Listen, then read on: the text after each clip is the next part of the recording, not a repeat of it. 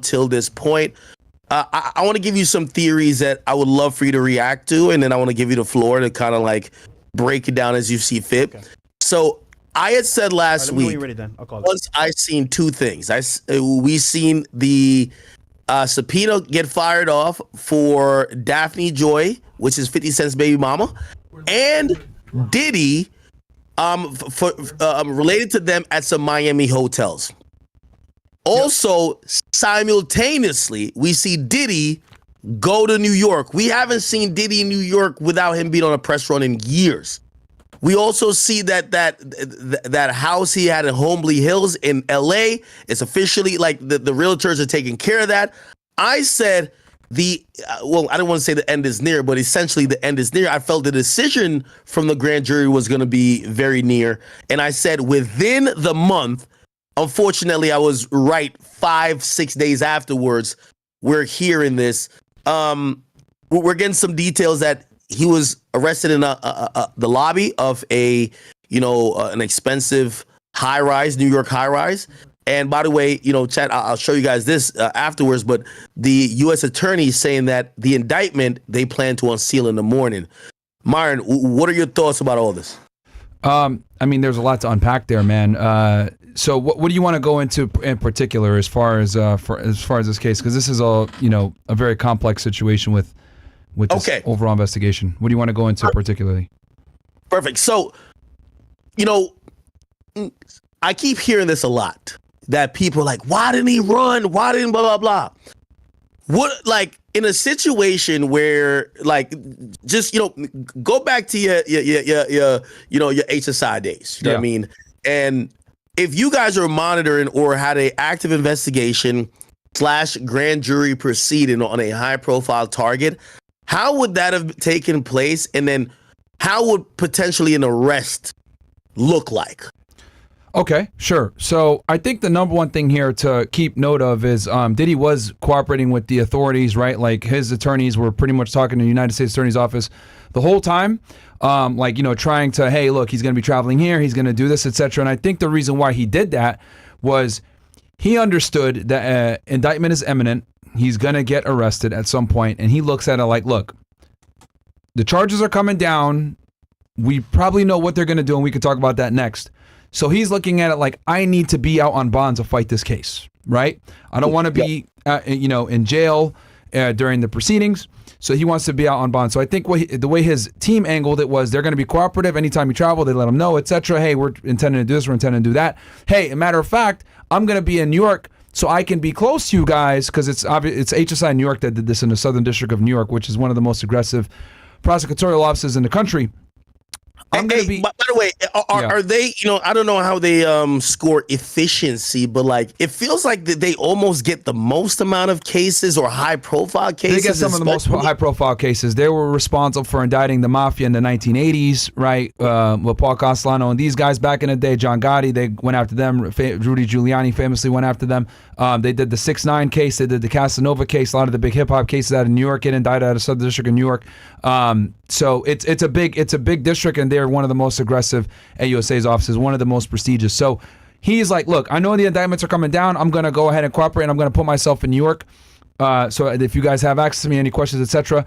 And obviously they indicted him, and he was right there. So I think the play from his legal team was, hey, we're going to make a case that when indictments do come down, when we go to your initial appearance and we try to get bond, they're going to give you out on bond because you've already shown that you're not a flight risk. The two biggest things that they look for whenever you're doing your bond hearing are you a danger to the community, and are you a flight risk?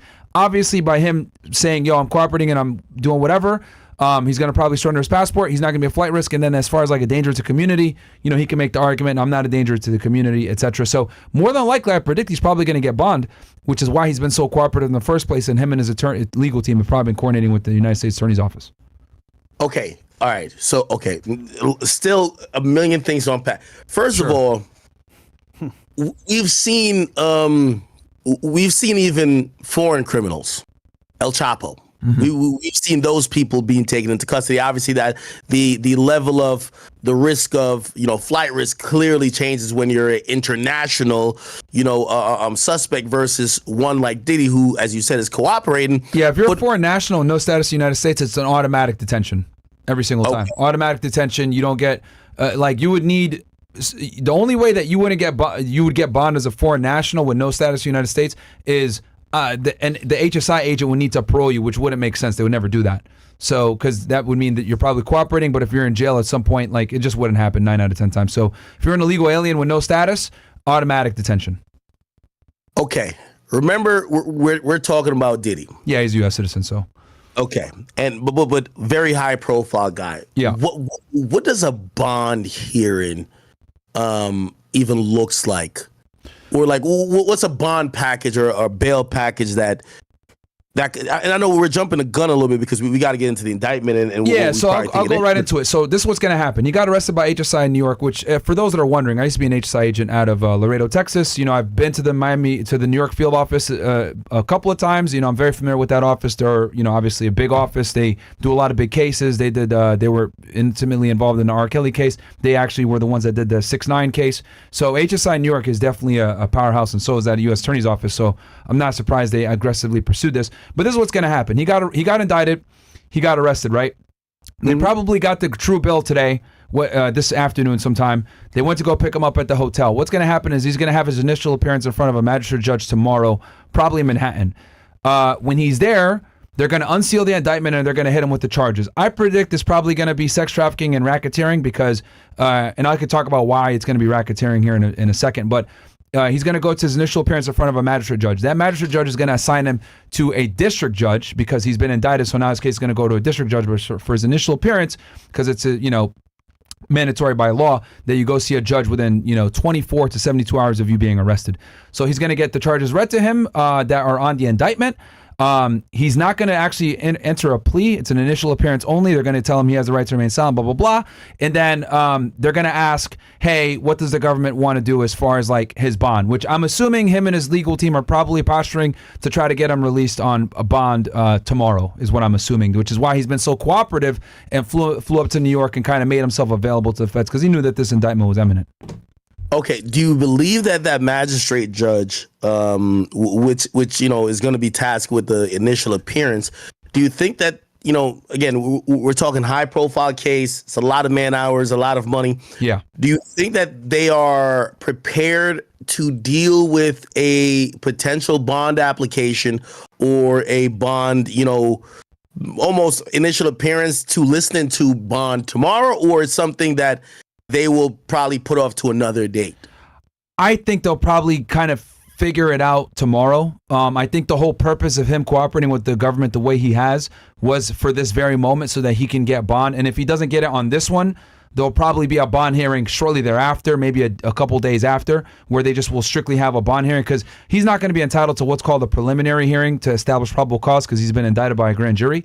So the next step is going to be the arraignment, which is where he's actually going to formally enter his plea. And obviously there's going to be a potential bond hearing if they need it. But I think more than likely he's either A, going to get the bond tomorrow, or B, there'll be a bond hearing specifically for that where, his attorneys are going to argue on his behalf and say that he's not a flight risk or a danger to the community, which are the two main prerequisites to, get yourself bond. He'll probably surrender his passport if he hasn't already. And yeah, but I predict he's probably going to get out on bond, which is why he's been so cooperative with them in the first place. Okay.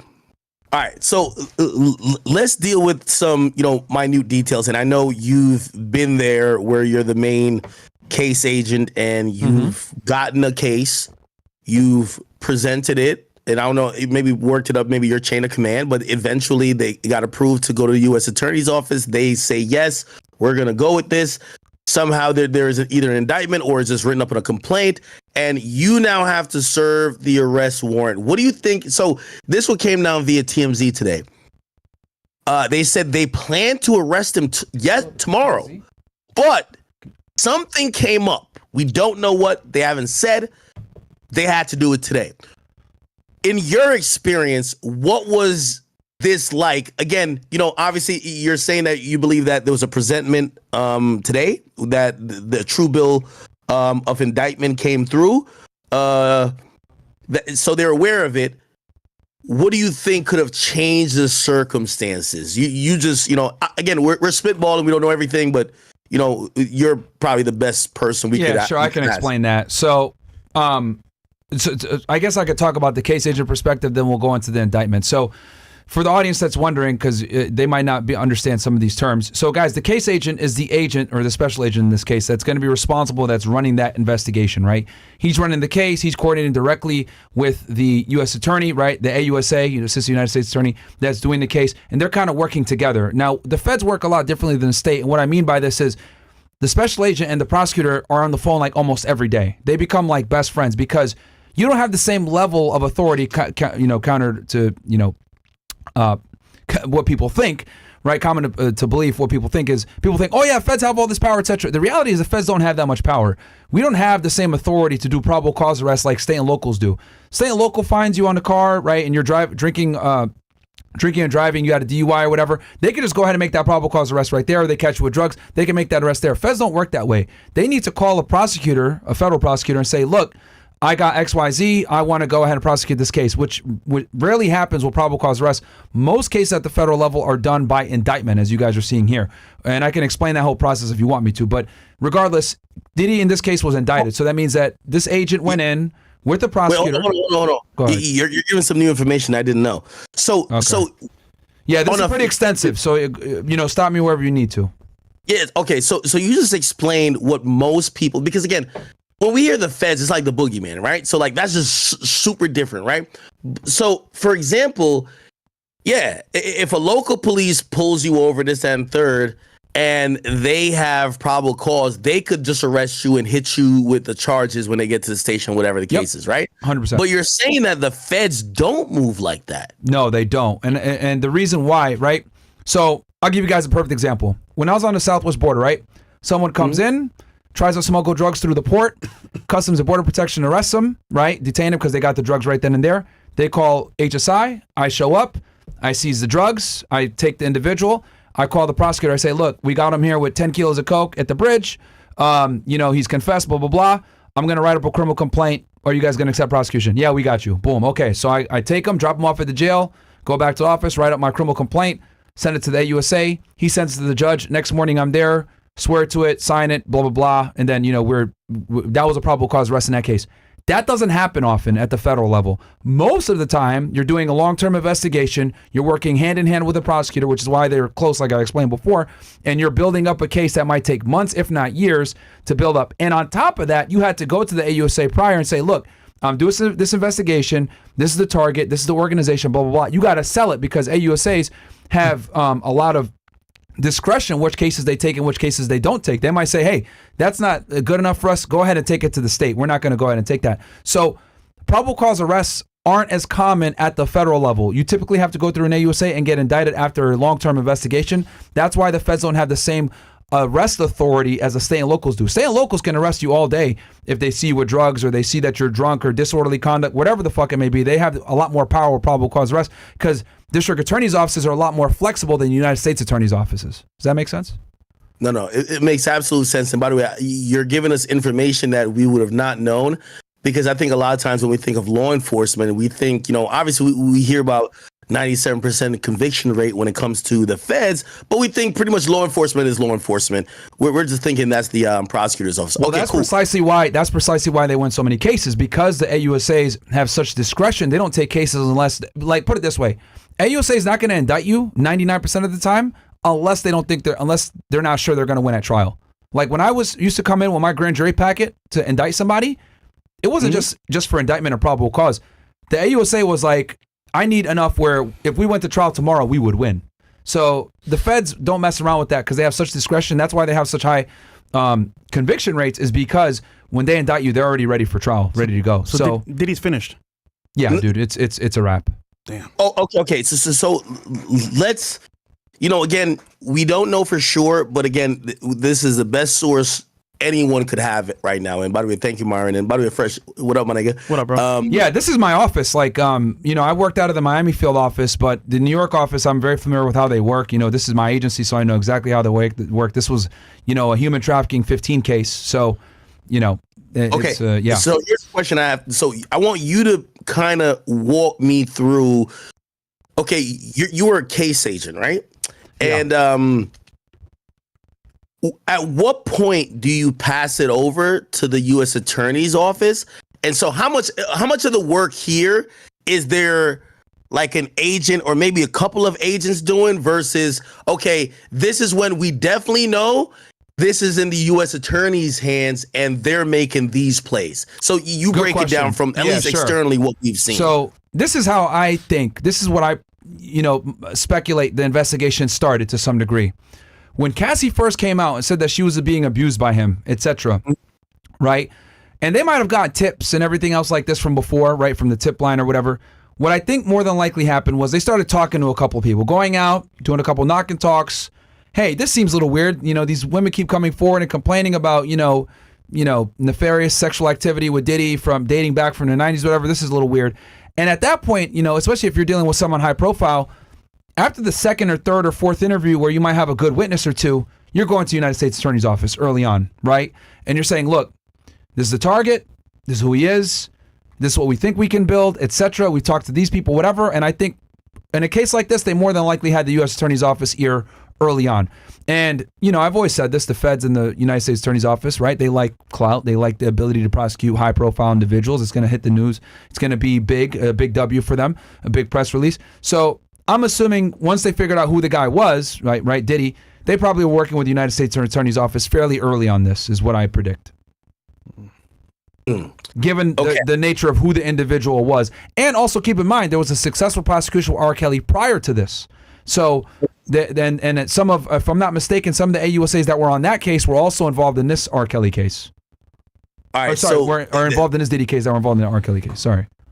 Yeah. So let me ask you this question, right? And you mentioned your prediction, and I guess you could expound on your prediction for charges.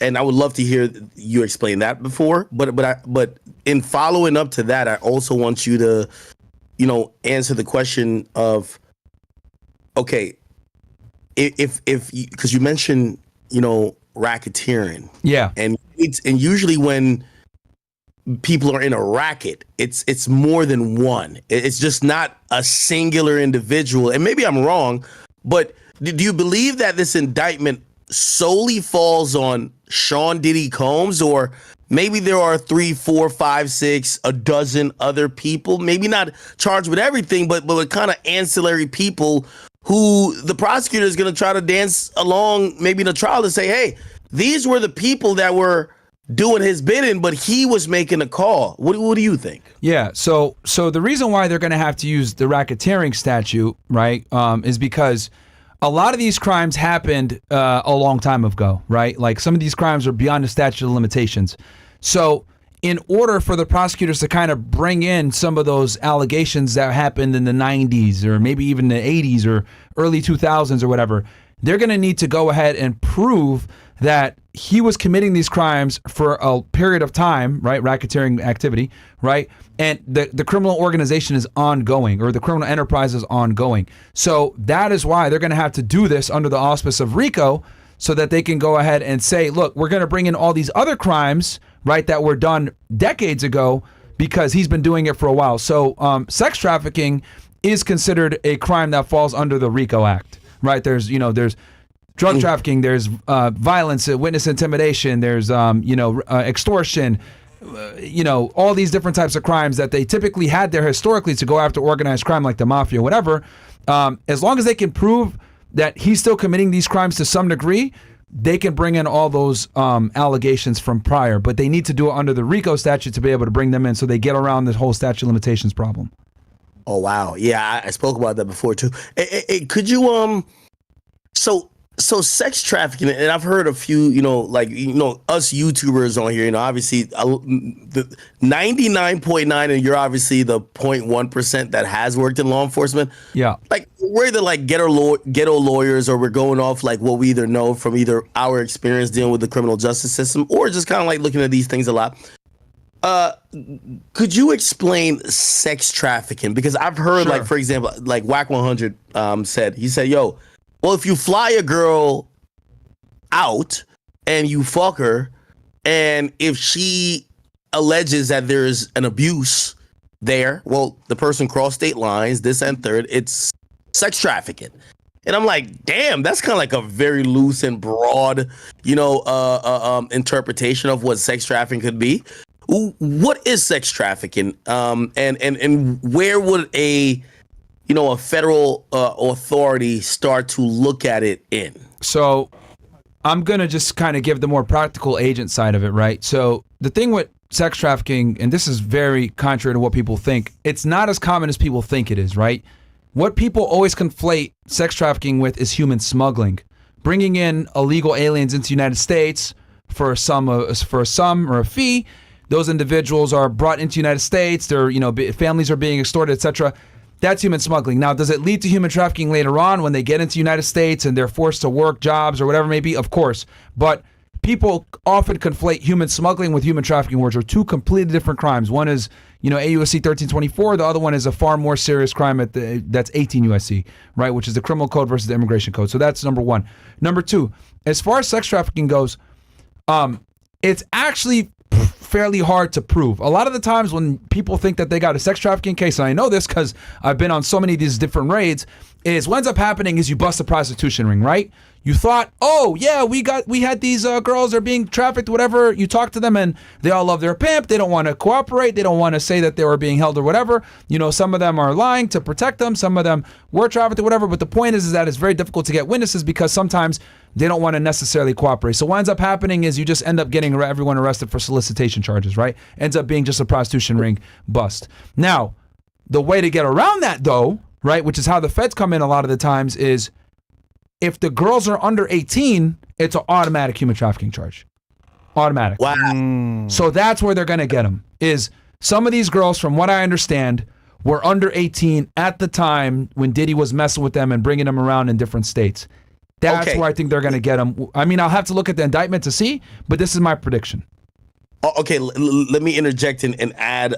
So on one of the particular civil cases that he has is that there was a young woman who was 17 that was supposedly, she met someone that worked for his label. That person said, "Hey, I think Diddy would like you." They called Diddy. Diddy spoke to the girl, spoke to the person, and then within a matter of hours, the girl got on a private jet to fly to Diddy. Damn. And allegedly was around him. By the way, this girl, I'll post it here. I'll send you a link if you want to show it on your stream. Yeah, please go ahead. Or you could even Google 17-year-old Diddy. There's multiple articles about it. Her face is blurred out. She was seen sitting on his lap. Okay, there's a New York Post. I'll post it in the chat here. I don't know if. Okay, yeah, because Bill's on the computer, so he could do it. Okay, all right. So Bills, you could just click from the chat.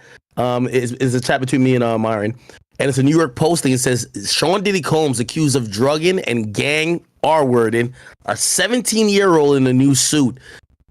There's photos of this girl sitting on his lap. Obviously, she's not shown for obvious reasons. She was 17 at the time. You got the link, yeah. Her lawsuit against him says she was gang R-worded, but what's also very important is she was 17. Yep. Here's the important part. I think she was in, I believe, let me make sure, Detroit, I believe, and then he was either in New York, and let me just make sure, chat, I'm sorry. Yes, the woman says she met Pierre, who was an executive at Bad Boys Entertainment. So she met one of his workers in Detroit at a lounge, and then essentially he called Sean Diddy Combs on the phone and convinced the teen to fly to New York City. Before leaving the lounge, they said the worker took her to the bathroom where he smoked crack with her, and apparently had her have sex with him first. Yeah. Then he put her in a private jet from Pontiac, Michigan. She landed in Teterboro, New Jersey, which this is where Jay-Z and everybody who got a private jet who goes to New York lands in Jersey at Teterboro. That's fact. Okay. And yeah, they drove to his studio, and she has pictures to prove she's with him. Yeah. So would that be that's considered as sex trafficking? Yeah, that's a cut and dry human trafficking right there at the federal level because she's not 18. He moved her in between states. That affects interstate commerce. So that's where they're going to get them. And and I know some of the audience here might be shocked by me saying that human trafficking isn't as prevalent as people think, but it really isn't. It's really the human smuggling that is the extremely common thing that people tend to conflate because they're two completely different crimes. But the big way, and I know this from being on human trafficking task forces and working with these guys closely, a lot of the times when they do these busts, what ends up happening is it's prostitution ring and they don't want to cooperate against the pimp. They're not really being abused. They're doing it willingly and they're of age. However, if they catch a girl there that's underage, then it morphs into human trafficking automatically because that woman can't consent. I have a question. That's how they get the nexus. If the girl lied about her age, does that matter?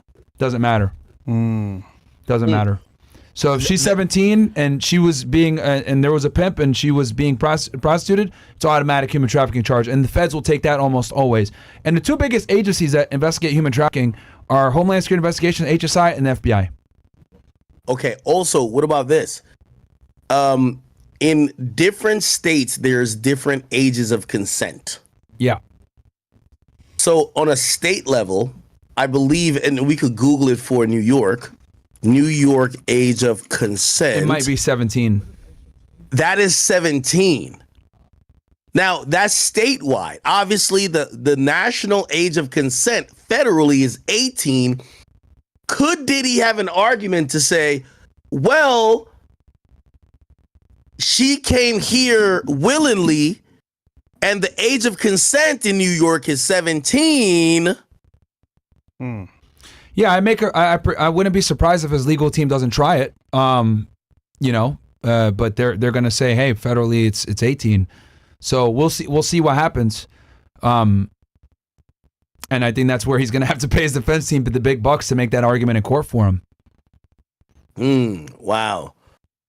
Okay, so all right, we get sex trafficking. So I think everybody who's spoken about this, and I've spoken to you, I've spoken to Bradford Cohen. I gotta get you with Bradford Cohen. Like I'm telling you, like he's an invaluable mind that everything he's predicted when it comes to these proceedings have always been correct. And I think you and him, you guys are like, it would be like a power couple. Pause. Anyway. Yeah, sure. But wait, she came from Michigan, you said, right? Yes, she came from Detroit, What's the Michigan. age of consent? 16 in Michigan? Okay, all right. I was just looking to see what the age of consent is in Michigan. But sorry, what was the next thing you wanted to hit? Okay, so I guess we're looking at the litany of charges he could face. It appears that sex trafficking is going to be on the bill, right? Yeah. There's been rumors about, the 1999 shooting, the club shooting, that supposedly, the woman who was shot in the face, who believes that Diddy was the one who pulled the trigger, but New York state did not charge Diddy with that crime. Instead, they blame it on Shine. Yep. That particular situation, we're hearing about the Tupac situation. We're hearing about maybe other, and I had said this earlier, but I want to get your take on it. Remember the first person when they did the raid that was arrested, the only person that was, arrested, not detained, was supposedly the drug mule. Oh, yeah, the white guy. And we hear a lot of drugs. Do we see maybe some drug charges kind of mixed into it? It kind of gives it some color.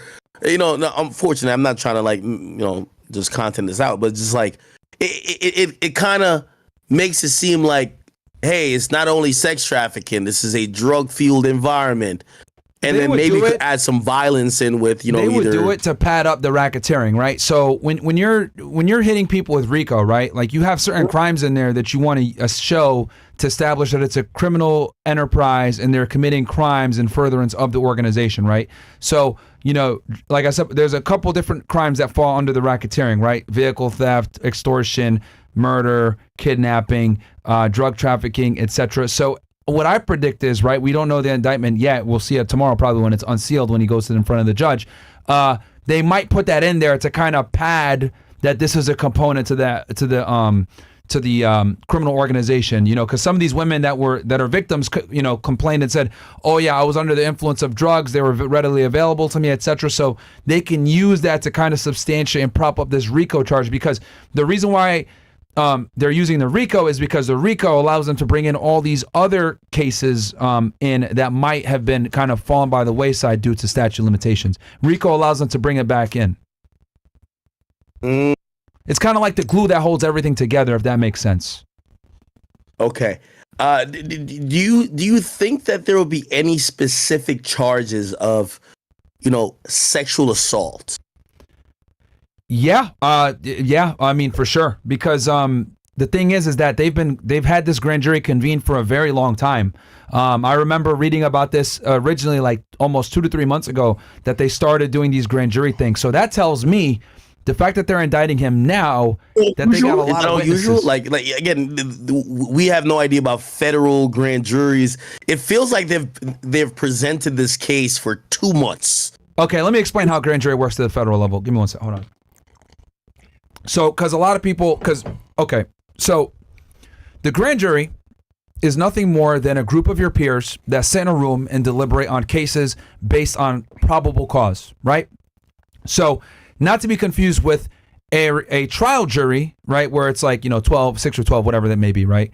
12 people.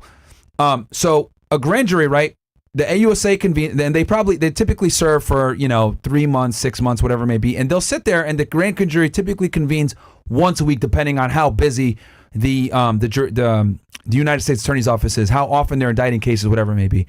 So what ends up happening is the AUSA comes in with their case agent, and the AUSA asks the case agent questions, right? And the case agent presents evidence to the case. Now, keep in mind, I want to make this very clear.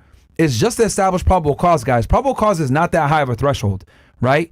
But like I said before, when you're indicting, the AUSA pretty much is ready to go to trial. So it's probable cause just to get the indictment, but obviously the AUSA is looking long-term to win a trial. So you go in there, and I've testified literally hundreds of times.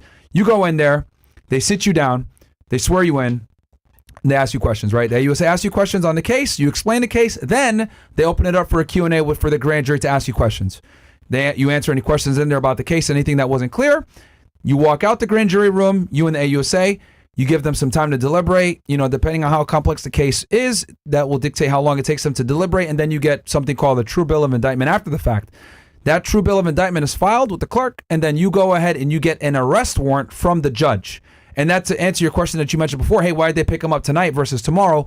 What I'm assuming is, since they had the grand jury convening, right, and they knew that he was going to be indicted today, I guarantee they had probably agents watching him the whole time, and they saw he was at the hotel lobby. They're like, bro, we got eyes on him. It's safe to do it. We technically have an arrest warrant for him now, and in the arrest warrant, if you look at any federal arrest warrant, it says at the bottom, you are hereby commanded to arrest XYZ, right? So if you got him in plain sight and it's easy, it's safe to effect the arrest, you kind of have to arrest him because you've been commanded by a magistrate judge now that you have that arrest warrant, or a district judge, depending on whatever it is. But regardless, you got an arrest warrant from the judge. So they probably had eyes on him the whole time. They saw he was in the hotel lobby. Arrest warrant was signed by the judge. They just picked him up right then and there. That's why I predict why they picked him up this evening. So you're not thinking that maybe, even though he seems like he has to be cooperative, you don't think that maybe, I don't know, he was like, oh, I got to go back to Miami, and maybe like he hit like his plane guy, like, hey, let's go back to Miami, because I don't know if he would know when the indictment would be coming down, and they're like, no, fuck that. We're not gonna wait till he gets on another plane. That could have been a reason too. I mean, I'm thinking, typically the most simple answer tends to be the answer. What I'm predicting is they probably have been having him. They've had him under surveillance for a few days now, especially knowing that the grand jury convened and it was going to indict him today, kind of to see if he was going to run or see what would happen. And at this point, with the way his attorney was talking with the feds, what was that? Do you think that maybe they have his phone? Like, what's the surveillance like at this point? I use 6ix9ine as an example. Basically, like 6ix9ine said, like, I remember him explain to me in depth. He said, "Yo, I knew what it was every time I went outside. There was always a car that drove right by. It was always unmarked. There was always like this one car up there. Like it was basically." He said he kind of knew, but not really knew that he was being definitely heavily surveilled. And also, essentially his phones were also being tapped as well. Do you think they tap his phone just for this purpose?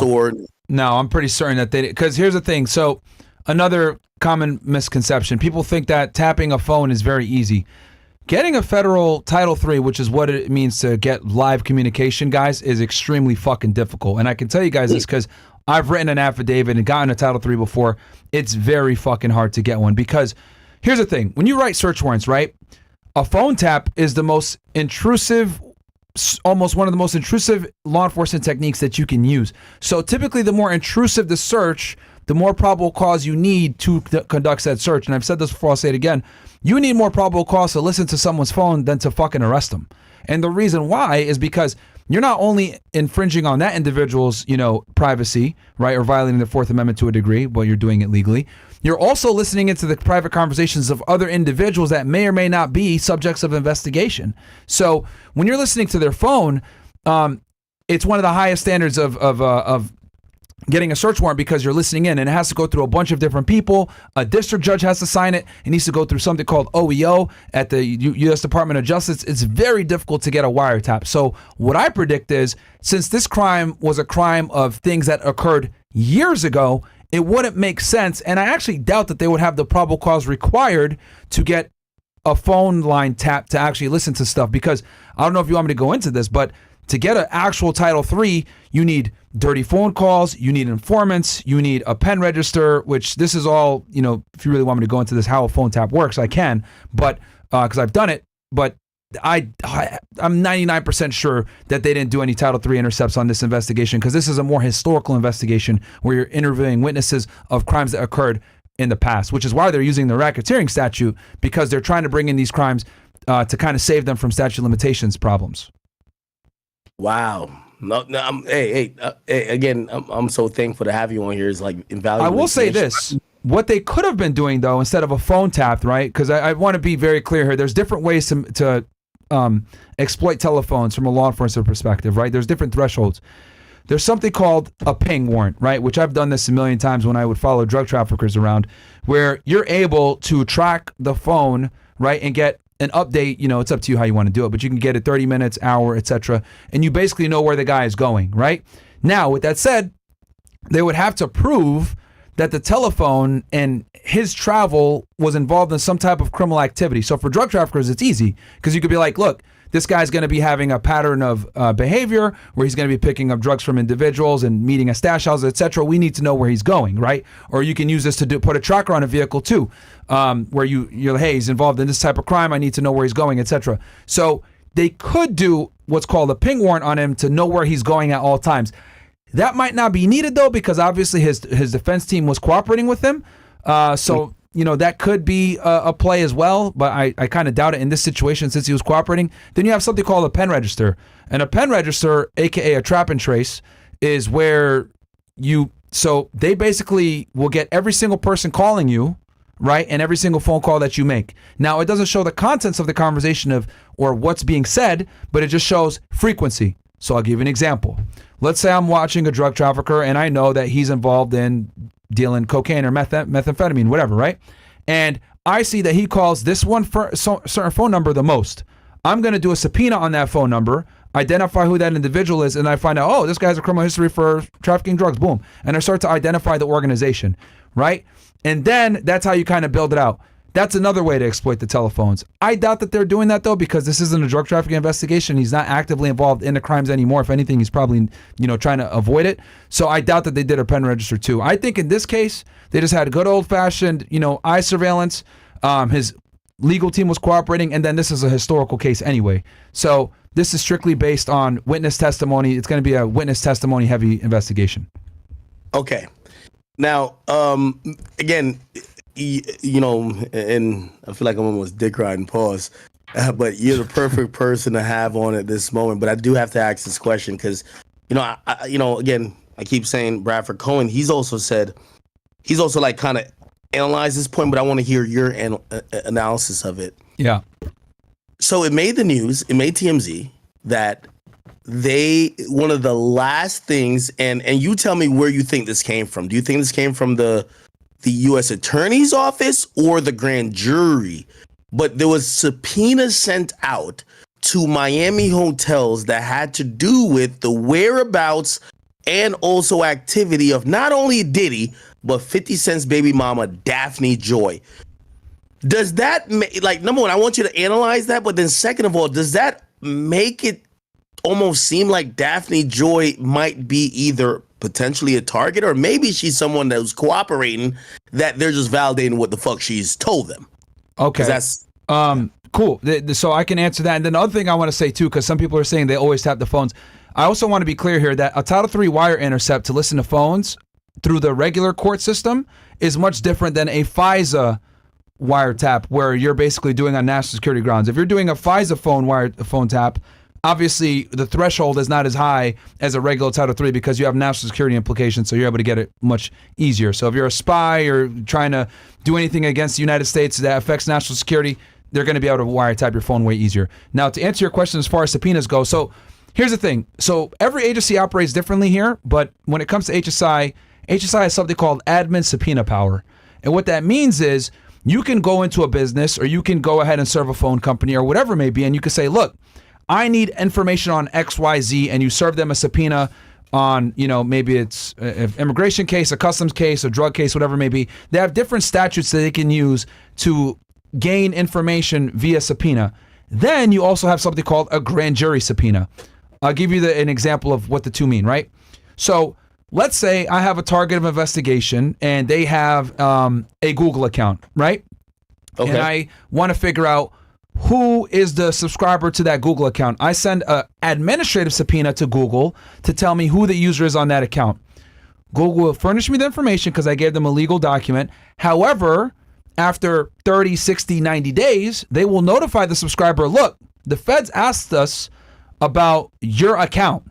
And they can go ahead and disclose that to their customer, right? Banks do this, phone companies will do this, etc., right? Now, if I hand them a grand jury subpoena, now they can't say shit, right? So think of it as a grand jury subpoena as a more powerful way to get information, right? It's a little bit more of a pain in the ass to get one, but you typically want to use grand jury subpoenas, especially for banks, because if you give a bank an admin subpoena, some of them might not honor it, or they'll say, well, we're going to notify our account holder like within a month or whatever. Obviously, you don't want them to find out that they're the subject of investigation, so you want to give them a grand jury subpoena. Admin subpoenas are typically reserved for phone companies. Phone companies typically will, they won't tell the subscriber. They'll just give you the phone number, who it belongs to, address, that type of shit, basic stuff.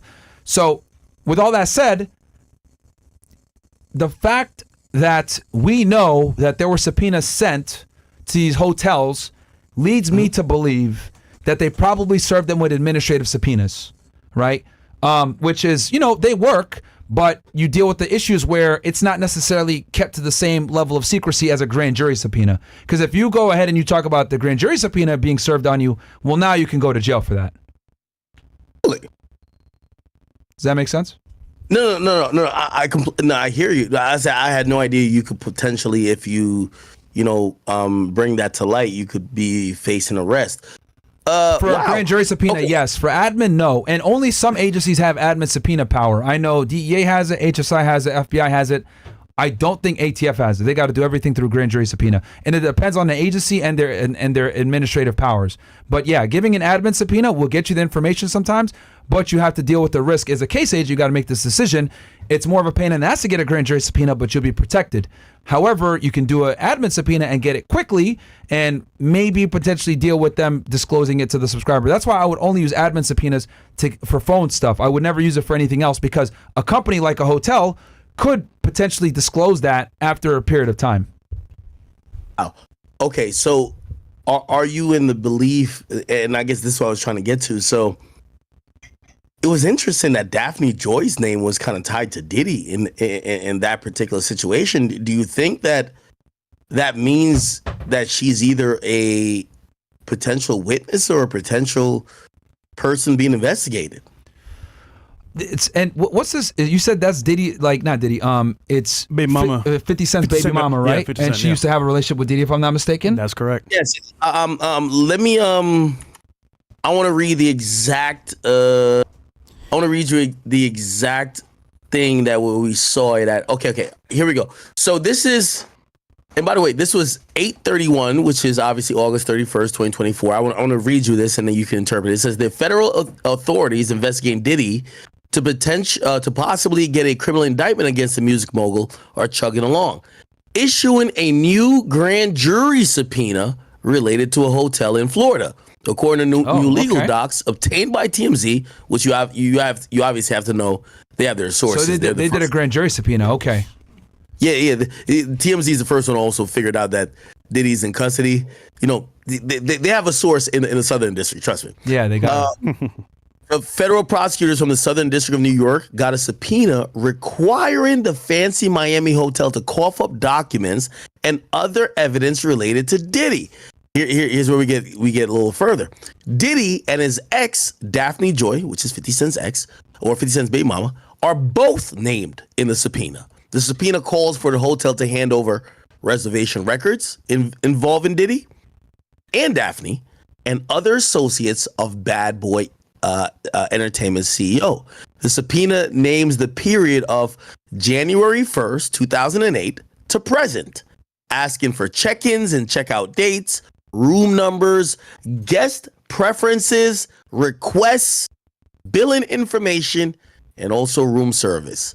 Federal prosecutors are also requesting emails and mailing address and phone numbers along with forms of payments such as cash and credit cards. Okay. They also ask for computer IP address, logins of individuals, as well as copies of their identification and vehicle information. What's more, the feds inquired about surveillance footage at the hotel. The new subpoena was only issued a couple weeks ago, so it looked like they found out about it afterwards. Clearly, so it looks like the authorities are still hard at work on the Diddy probe. Yeah, so I can answer that. That's just like, that's what you would call like kind of a catch-all subpoena, where you're not just going to subpoena every room that was under his name, but you're going to subpoena all the rooms that were under associates, girlfriends, employees, etc., so that you kind of have a broad scale and you know exactly every room that was rented. And the reason why they probably are doing that is because they probably heard testimony from one of the witnesses that said, hey, I was assaulted at this hotel during this time, blah, blah, blah. So they're like, all right, cool. For us to cover our bases so we can corroborate, right? Because the thing is with witness testimony is you need to be able to corroborate it with actual real facts, right? So if one of the witnesses says, hey, I was sexually assaulted at this hotel on this, on or about this day or month or year, right?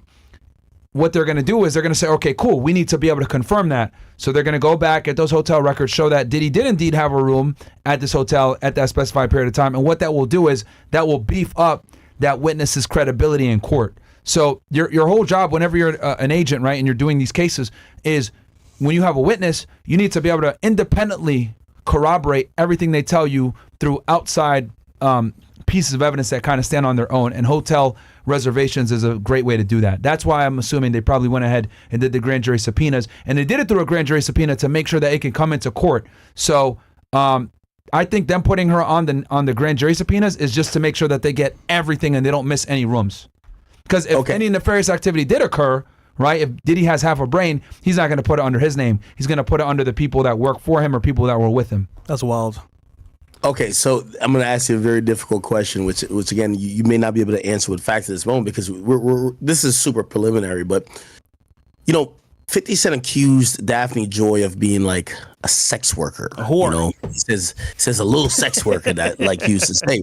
Yeah. Here's the thing. Again, going off what Bradford Cohen said, he feels like maybe Cassie's team leaked that footage of Diddy beating her, that maybe potentially the feds couldn't look at, her to be like, hey, well, okay, I know he was abusive to you, but look like you were the person who was hitting up all the escorts and flying the girls in. Diddy didn't do that. You did that. So maybe you're a co-conspirator.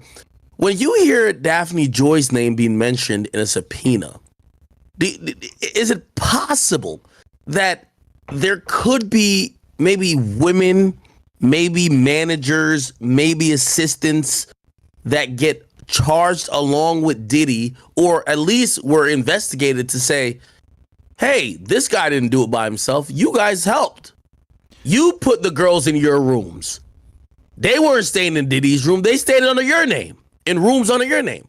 Is that possible?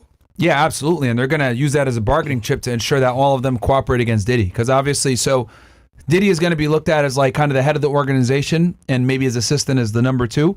So they're going to do everything in their power to ensure that they get successful prosecution against him. So I wouldn't be surprised at all if they haven't already either A, brought her in, or B, made her a target in the investigation to some degree where she's cooperating or they're letting her know that you can be charged too.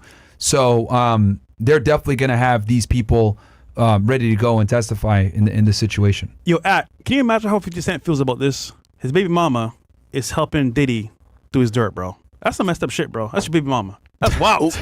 Well, Fresh, here's the thing, though. If I'm 50, we have to remember the timeline of things.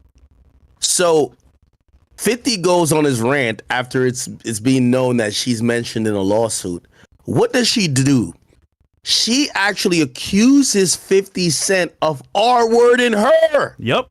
I saw that. Let's be clear. What 50 does? Okay. He files a lawsuit. At first, she didn't delete it. Then she deletes the post. Supposedly, and I could Google it, I think 50 is not going forward with the lawsuit, particularly for defamation, which we all know, if anybody knows 50 Cent history, if you lie about him, he's going for that money. But here's the bigger plight that 50 might have to play, and I guess this is where I would ask Myron. Well, if she's either a witness or a potential part of this Diddy investigation / indictment, I think what Diddy and most men would find the biggest win is not suing your baby mama who's broke without you paying her for defamation. The best thing would be showing to family court, hey, maybe I deserve custody. Damn. My baby mama is a sex worker who's named in this indictment federally. And no, is that a play? Yeah, no, for sure. I mean, we all know that it's a lot harder for men to get custody of their children in family court, but showing that she's being a subject of or indicted in a federal sex trafficking case is absolutely going to swing it in the father's favor, especially someone like Diddy who has the resources to take care of the kid. So, yeah, I mean, that's definitely a play. 50. For 50, yeah. Wow. That's clever. Yeah. Man, yo, listen, so they're saying tomorrow. Yo, I'm wondering what this So I also threw this into the air. I want you to react to it. So if you listen to some of the other lawsuits, they tried to say, like, even, a few lawsuits, they were like, oh, the apple didn't fall too far from the tree. Yeah. But they were trying to bring in Justin Combs into it. Yep. Is it possible? And what do you think the odds are that any maybe additional indicted people end up being family, as opposed to, I could see like maybe a worker, like, hey, your job was to, get the bitches here or whatever.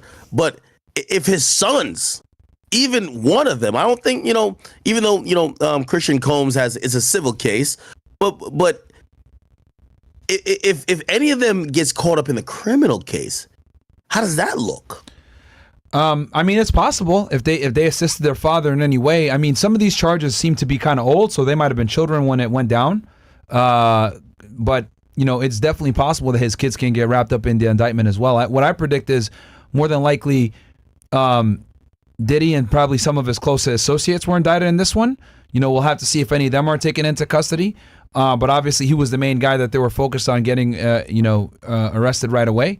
So, we'll only know until tomorrow. I mean, he's going to have initial appearance in front of a magistrate tomorrow morning at some point, depending on whenever they have wherever they do the initial appearances or whatever time they do them. But typically, a lot of places it's in the morning at the district court. I have a question. Yeah. What if Diddy's, this is what I've kind of heard out and about, but what if Diddy's son invited girls over to the crib that were underage? And when they were over there, maybe after a couple of days, things happened. Would they be considered accomplices at that point? Yeah. Yeah, if they're inviting underage girls over? Because I know a girl that talks about being there for a couple days. She's over the age though. But I'm just saying, like, then that's gonna be a lot harder to prove. Other girls were not. Yeah, I mean, if the thing is with the feds and human trafficking, when the kid is under 18, it's automatic. It's like a slam dunk. It's easy. Once they're of age, then it becomes tougher because now you got to prove certain things. But what if Diddy's kids are underage too? Like, is that okay? Oh, you're saying like his kids being underage and helping him? Yes. Oh, that's a good question. So would he'd get in trouble for that? Yeah, would they get in trouble with the kids if they're underage? too as well. I mean, there's probably a state charge for that, like child neglect or something like that. But at a federal level, I don't think the kids, if they're underage, like they're not. The feds really stay away from prosecuting juveniles. Okay. They try their best not to. It's very difficult to prosecute a juvenile, at the federal level at least. All right. That's tough though. Yeah. Wow. This is it's clear. It's clear.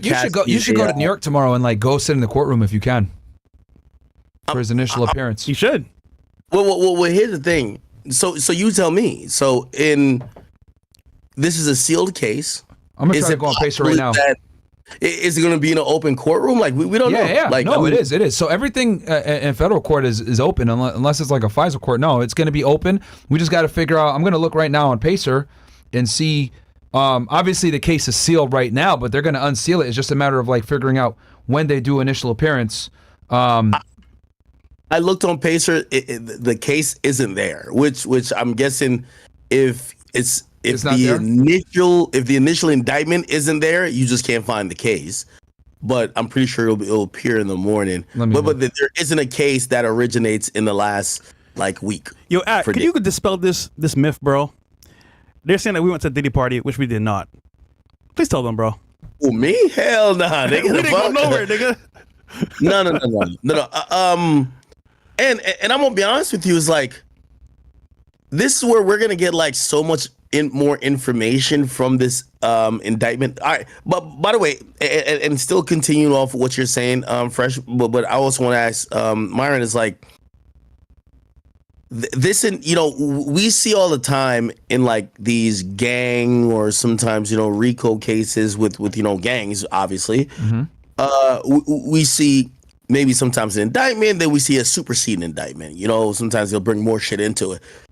Do we think that whatever indictment that get unsealed tomorrow, that's it, what he's facing? Like, right? Or are they still maybe trying to cook up something that they could try to hit him with, or whatever we see unsealed tomorrow, that's going to be the mountain that he has to climb? Yeah, no, they can absolutely do a superseding indictment. They did it for R. Kelly. And they did a superseding indictment from, I think, later on. And for the audience that's wondering, a superseding indictment, guys, is nothing more than you get him indicted right by the grand jury the first time, and then you can come back. And I know 6ix9ine did a superseding indictment. Let's say during the course of the investigation, they added the niggas who kidnapped him. Exactly. So you can come back and you can do a superseding indictment and charge other conspirators or add charges to it. You convene with the grand jury again. They do another meeting. You indict them again, and you add more charges or add more targets. Hey, this is gonna sound like a ridiculous question. How, like, yeah, ballpark me on this. Me, classic pocket watcher. Listen, I'm the best when it comes to pocket watching. I love doing it. What are we thinking of? Like, I look at the raids. We got to think the manpower. We're convening the grand jury for like 3 months. This is Diddy. What do you think the feds are in terms, obviously, like we're talking about budget here and resources, but how much you think they have put behind this case so far? A couple million easily, bro. Easily. Really? I mean, to do a wiretap, to give you guys kind of an idea, to do a wiretap for a month, right, cost about $50,000. So damn. And that's just a wiretap, right? But like, but it's very expensive to run an investigation between surveillance, doing warrants, going out and interviewing a lot of these witnesses that probably aren't in New York City. You have to go out to other places to interview them. And obviously with a case like this, as a case agent, I want to make sure that I'm out there to do some of these interviews. They've spent, doing surveillance, tracking his assets. That's the other thing too, is they're probably going to try to identify someone like this. They're going to identify his real assets for forfeiture, right? What they can and can't take. Doing the search warrants where they did a multiple search warrants. They did one in Miami and they did one at LA at the same time, simultaneous search warrants.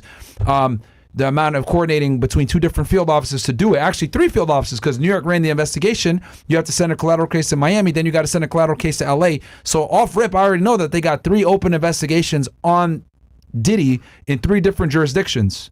and 3 different field offices, and that's 3 different AUSA's offices that are dealing with it as well, because you have to get search warrants in those jurisdictions, which means you have to go through the United States Attorney's offices in those different jurisdictions. You can't write a judge can't give you a search warrant in the Southern District of New York for a house that's in the Southern District of Florida. You need to go to a judge in the Southern District of Florida to get that warrant signed. So that means more than likely a Miami agent had to swear out the affidavit down here, unless the case agent flew down, but he probably did. So yeah, man, we're millions of dollars, dude, easily to run this case. Shit, right? What was that? Sorry? I said it's probably a lot of flights and shit, right? Oh, wow. Yeah, dude. For a case like this, they were probably flying all over the country to interview witnesses and everything like this, because this case is what I would call like more of a historical case. So it's going to be heavily reliant upon witness testimony, which means you got to track these motherfuckers down, find out where they're at, interview them, do multiple interviews, make sure you get the story straight. You're preparing them and everything else like that. So, it's going to be tough. And then obviously they're doing great. They've had the grand jury convened for months now for this particular investigation, bringing witnesses in, right? Because we know that they've had this grand jury open now for a few months, and I assume that was predominantly to get a lot of these witnesses in to give their testimony so that they can get a true bill of indictment. Hey, humor me for a second, and I'm going to be a little bit into the conspiracy theory lane, but I'll just ask a question that I've seen people ask before. What is the possibility that, okay, Diddy could possibly, okay, he's taken into custody, but he could probably wiggle and squeeze his way out of this by saying, hey, I got a bigger fish for y'all to fry. Hey, have y'all heard about my boy Sean Carter? Jay-Z, Jigga Man, or I'm not saying that him, but anybody, like just somebody else that y'all could be like, I could throw somebody else under the bus for you to get me out of this shit. Hey, you ever heard of Clive David? Like, do you think that possibly the feds will be down to say, hey, Diddy, I think you could give us a bigger fish? Or are we saying, nah, Diddy's a big fish enough? It will look crazy if they gave him a deal to give up somebody else. Sure. And I can explain this because this is kind of a more nuanced question when it comes to informants and, hierarchy and stuff like that. So typically when you open up a case, right, you open up a case under what's called a file title, right? It's going to be your main target and then et al., right? Which means basically him and whoever else is involved. Guaranteed this case is probably Sean Combs et al. He's the main guy, and then everyone falls underneath him, right? If you look at the 6ix9ine case, it was it Mel Murder was the top guy? Actually, you're right. Yeah. It was, yeah. His real name, I forget his real name, Jamel or something like that. Mel Murder was his name, but the case title in 6ix9ine's case was Mel Murder. So this is how it works when it comes to informants. So I'll give you guys kind of a thing for your audience here. If you're going to cooperate with the government, if you're going to cooperate, you're going to be an informant, etc., you better not be the fucking top guy, because more than likely when you're the top guy, they're not going to cut you a deal because you're the file title, you're the main dude, unless you have some crazy fucking person that you're going to give up. Maybe it's a dirty cop, a dirty agent, some shit like that, not a dirty politician. It's very unlikely that you're going to get time off when you're the file title. Now, what I will say is, and this is why 6ix9ine got such a great deal, 6ix9ine was what I would call like the sweet spot, right? He was in a position of power, but he wasn't so high up where he couldn't necessarily work a deal, but he was also not so low where he didn't know the inner workings of the gang. Since he was the rapper and the guy that made the money, he was in right smack dab in the middle where he was rubbing elbows with all the top dudes, so he knew what was going on at the upper echelon, but at the same time, he knew the guys on the lower level and he was able to give information on them. That's why he was able to give information on, was it Kuda? Right, Kuda B, and get time off despite him giving an order for him to go shoot at Chief Keef. And he was also able to give information on the guys that were above him, and that knocked off his sentence significantly because he was in the perfect position since he dealt with the money. And this is typically winds up happening whenever you're doing a criminal investigation. The guys that deal with the money almost always are some of the best informants because they're dealing with all different components of the organization, because when you're the financier, you got to deal with everybody. So he was in that great spot to give people above him and below him. But when you're the top guy, it's very difficult to get a deal and get cooperation points because you're the file title. Unless you're able to give like some extraordinary target, a corrupt individual who's in a position of public trust, it's going to be very difficult for you to get time off. Wow. And by the way, chat, you guys see as posted on DJ Akademiks TV, the Instagram and the Twitter account, says USA Damian Williams, which is the U.S. attorney.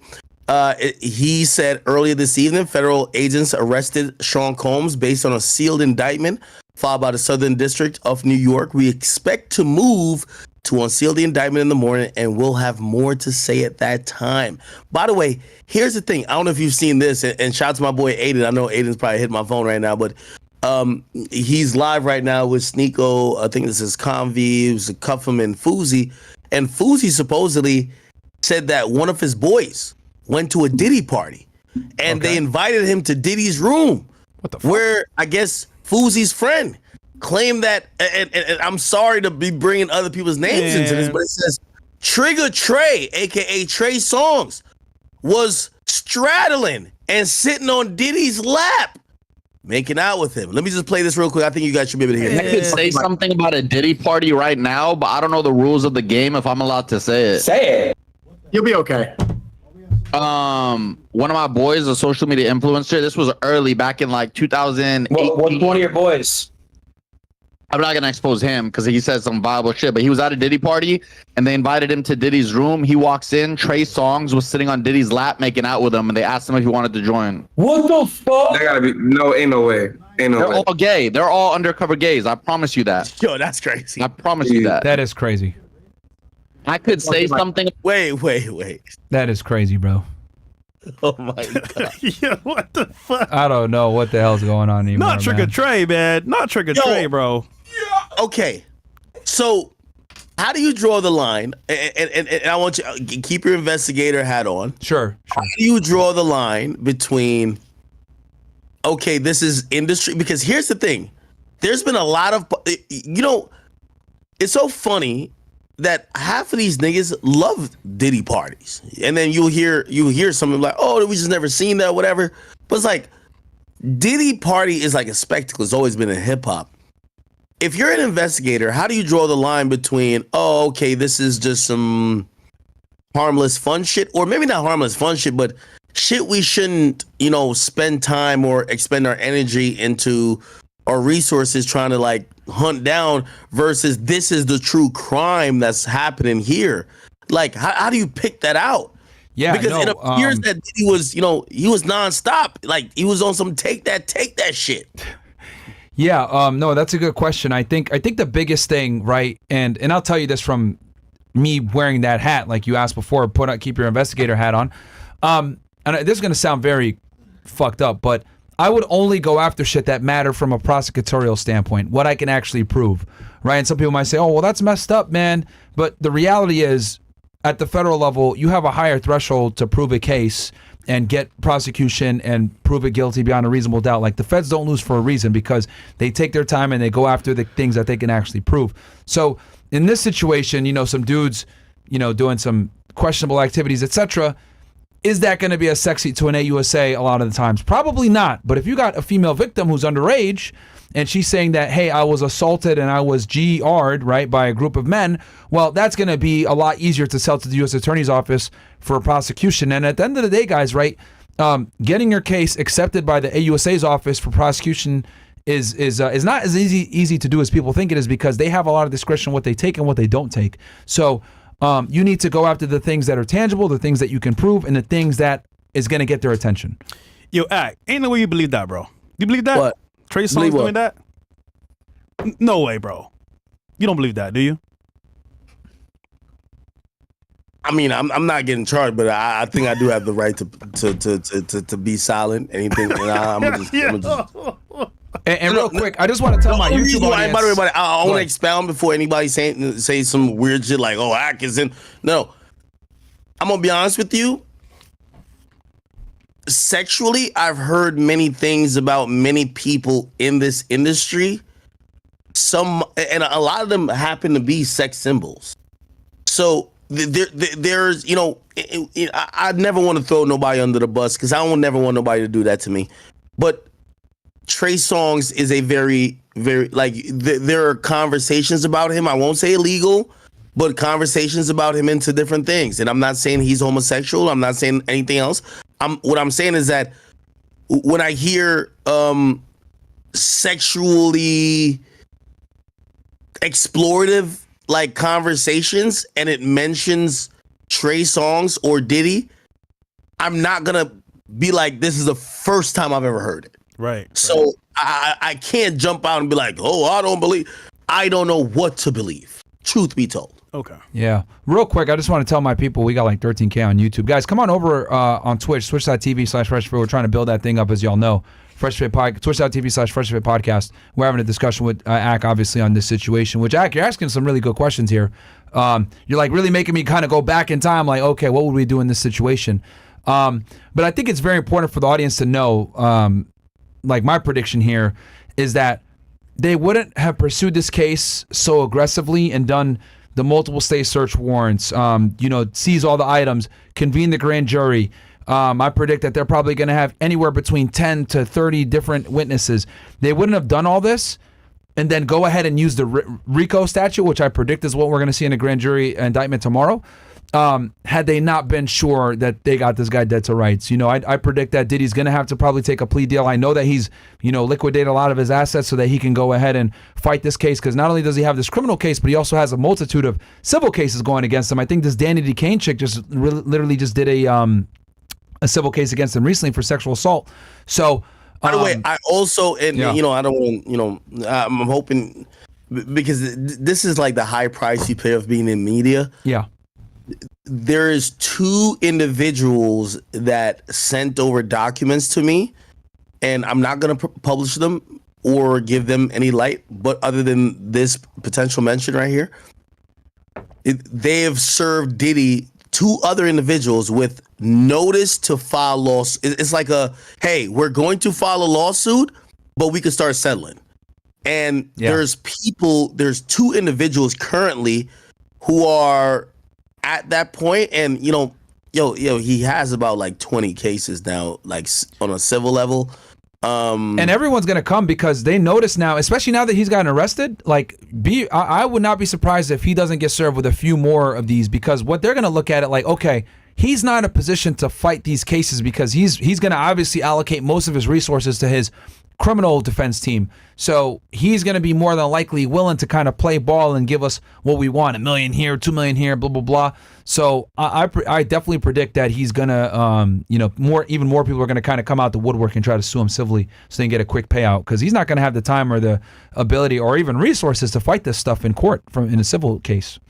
Okay, let me give you 2 scenarios. First scenario, if you're Diddy at this point, and obviously this goes into, criminal law, so, obviously you have your experience there, but like maybe not be your forte. Is it something where you might be like, hey, listen, for all the civil cases, you guys get pushed to the back burner. Everything focuses on the criminal. And at worst, if it gets to be too overwhelming, as long as we potentially beat or at least try to neutralize as much as possible the criminal elements. Remember, these are civil cases. You could always file bankruptcy. Yeah. So you're asking me, like, as a former investigator, like, what would we focus on the criminal case? Is that what you're asking? Yeah. Well, that's why I said I'm asking you to get into almost maybe a defense attorney or a civil defense attorney hat, like a strategist hat. Yeah. If you're Diddy, what do you do? You'd be like, hey, I would allocate all my resources by far to the criminal defense case. I would allocate all my resources to that, because if you go to jail, you're fucked, right? And he's looking at very serious time here, guys. Like, he could die in prison if he's convicted of this stuff. I know they gave R. Kelly 30. So, damn. By the way, could you break that down, because that was a question being asked to me a lot.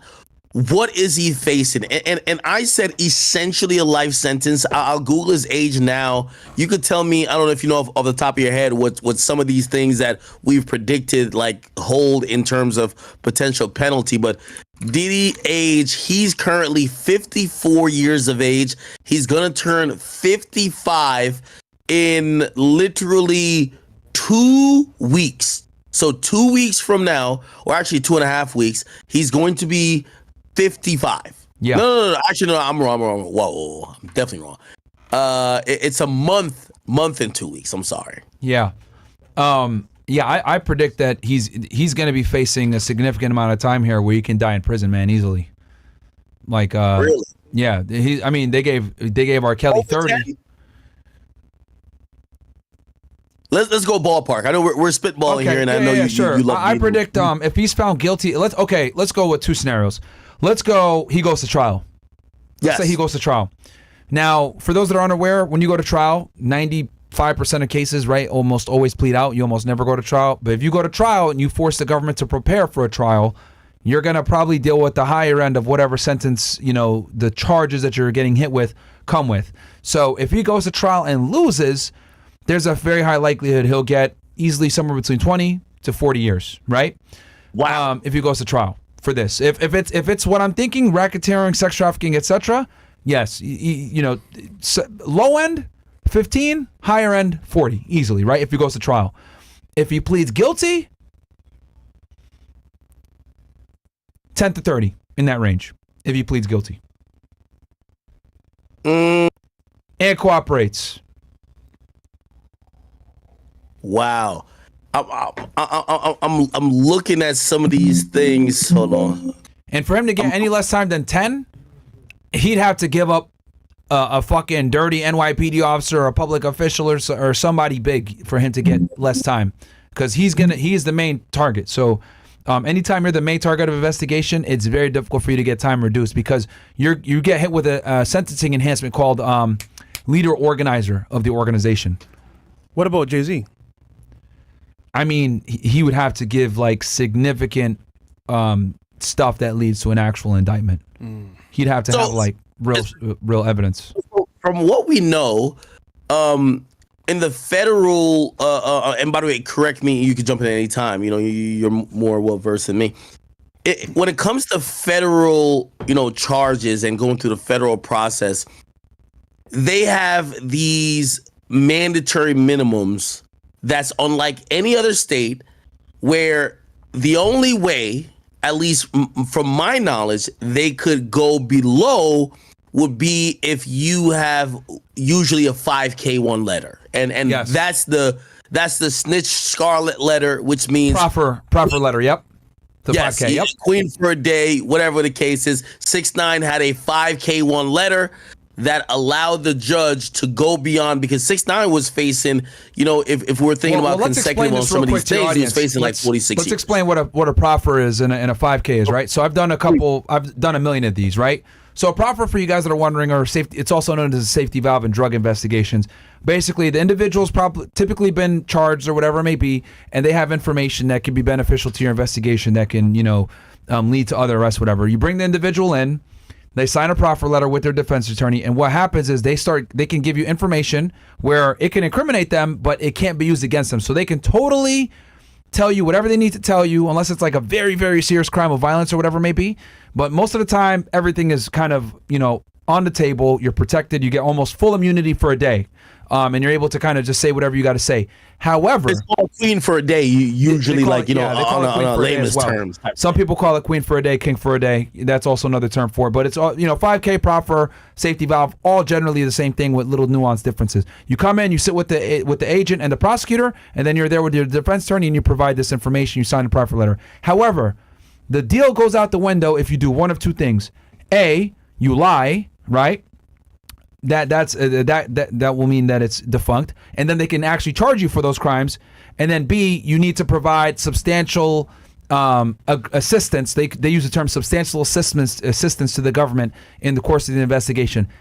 I'll just spell it out for you guys. You pretty much need to fucking help them get other arrests, and put other people in jail. So, can Diddy get a 5K letter and a proffer if he has information on other individuals? Absolutely, but the government's got to agree to even do it. So he's got to have information on something that they give a shit about, where they feel that it's worthy to give him a proffer, because if they give him a proffer, he can kind of say things and they can't do anything about it.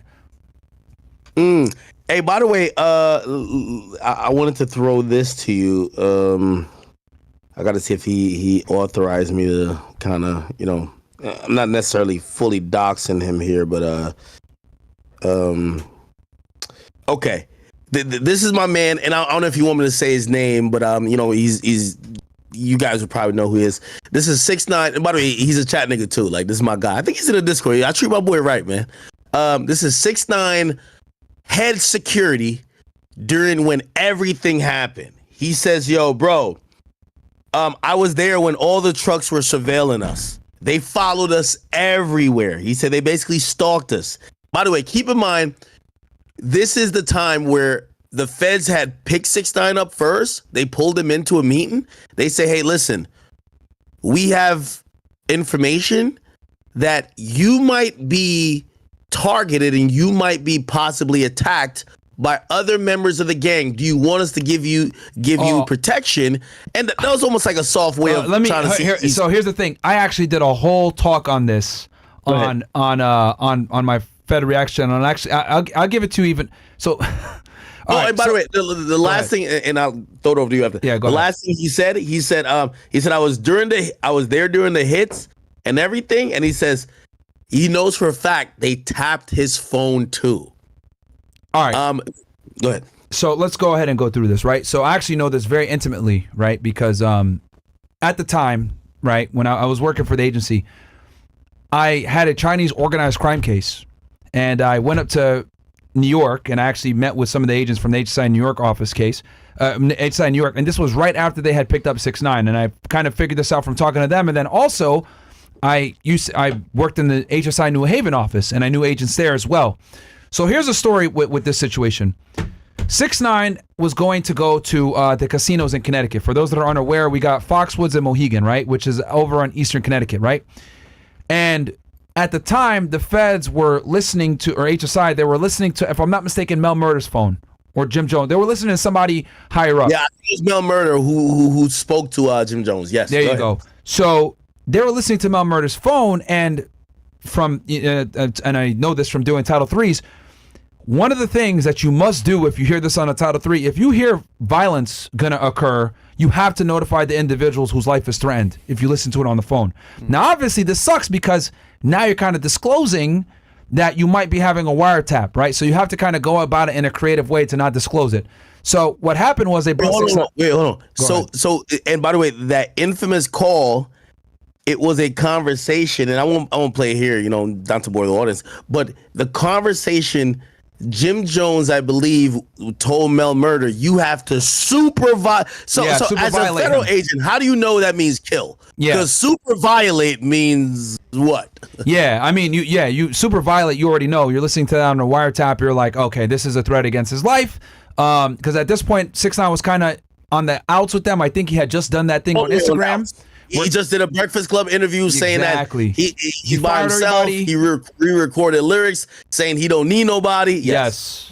So he said he fired his whole crew, etc. Now, what a lot of people don't know was he was actually planning to go to Connecticut, right, and go gamble at the casinos. Now, from an agent's perspective, this is a fucking nightmare, right? Because on one end, you're listening to Mel Murder's phone, the main target of your investigation, and you literally heard a credible threat against Tekashi's life. So you have to go notify him.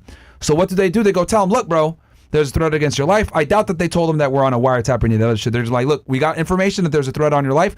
We need you to do X, Y, Z. 6ix9ine, being the rambunctious person he is, he says, no, fuck that shit. I don't need job protection. Like, fuck that. I'm a rapper. Like, I can't be seen with y'all. This is a career ender. Fuck that.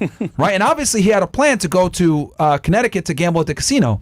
Now, from an agent perspective, there's two things you can do. A, you find a way to get him arrested to protect himself from himself, or B, right, you let him go to Connecticut and you have to maintain surveillance on him the whole time to make sure he doesn't get fucking killed. Well, for those that are unaware, in Connecticut, Mohegan and Foxwoods, it's on sovereign Native American territory. So now you have to. What does that mean? So it's run by the tribal police. They have their own law enforcement there. Does the Fed supersede that? Well, this is where it gets this. So this is the thing. You can go in there, of course. You can obviously you're a federal agent, but you now have to notify the tribal police that you're going to be there. You're going to be conducting surveillance, etc., and kind of the situation. Feds don't like to notify the state and locals if they don't need to, especially on a high-profile case like this. Now, what makes this even more of a nightmare is the New York field office now has to go into what's called a different area of responsibility. Mohegan is going to be considered, Mohegan's son and Foxwoods, etc. That's going to be covered by HSI New Haven and HSI Hartford. Well, I'll tell y'all right now, those are two small field offices, maybe 20, 30 agents total in the state, right? They're not going to be able to effectively cover this guy on surveillance and you got to take HSI New York agents and follow them as well. So that's a fucking logistical nightmare to not only follow 6ix9ine all the way to Connecticut and make sure that he's safe, but now you got to notify the tribal police and let them know, yo, you know, we're going to be in your AOR doing surveillance on this individual, blah, blah, blah. They're like, man, fuck this shit. This is a nightmare. And if something happens, God forbid, there is a shootout, some bloods or anything else like that, follow him to the casino, and there's a shooting and anyone gets hurt, and the feds knew about it, bro, that's a fucking PR nightmare. So they're like, you know what? Fuck this shit. We're just going to arrest them. That's why if you look at the indictment, it's kind of rushed. When they went ahead and picked up 6ix9ine and all these other guys, I think they kind of picked them up to, well, obviously he was involved in criminal activity, but I think what their strategy was to arrest him later on, but they had to pick him up to save himself. They had to save him from himself. That's my prediction. So, okay. Wow. Yeah, you got some insight there. No, we love the insight. I want to ask you this question. And I think this is probably on the minds of everybody watching, and you know, to the tens of thousands watching you and even watching me. And by the way, if you guys don't know, I'm live, you know, with my guys from Fresh and Fish. Shout out to my man Fresh, and also of course shout out to Myron Gaines. If you guys don't know, Myron Gaines is a former law enforcement officer that worked with the federal government in the exact roles of the agents who are now investigating and subsequently have arrested Sean P.Diddy Combs tonight. What do you think tonight? Because here's the thing, we think of Diddy as the take that toothpick in the mouth, bougie, like, yo, he got the Star Island crib, he got the $60 million crib in motherfucking LA, he has the private jet.